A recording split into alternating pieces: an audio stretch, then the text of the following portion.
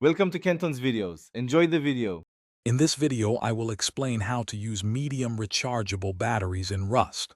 First, you will need to obtain a medium rechargeable battery, either by crafting it or finding one.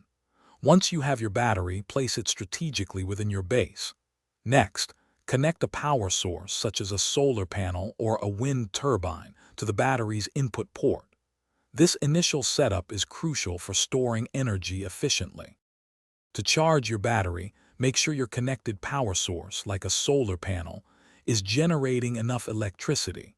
A single medium battery can store up to 10,000 units of power. Once charged, connect the battery's output port to your various electrical components, such as lights, auto turrets, or furnaces. Always keep an eye on the battery's charge level to ensure continuous operation of your base.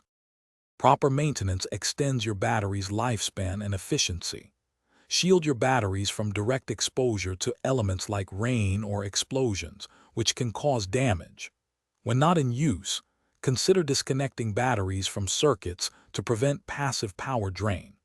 Also, try to optimize the power consumption of your connected devices to make the most of your stored energy, ensuring your base remains powered longer. For larger bases, you can chain multiple medium rechargeable batteries together to significantly increase your total power storage capacity. Consider using electrical components like a blocker to prioritize power to critical systems during low power situations. If you encounter power issues, systematically check all your electrical connections and component health. A fully charged medium battery can provide power for many hours, depending on your base's needs. Thanks for watching. Consider subscribing if we helped you.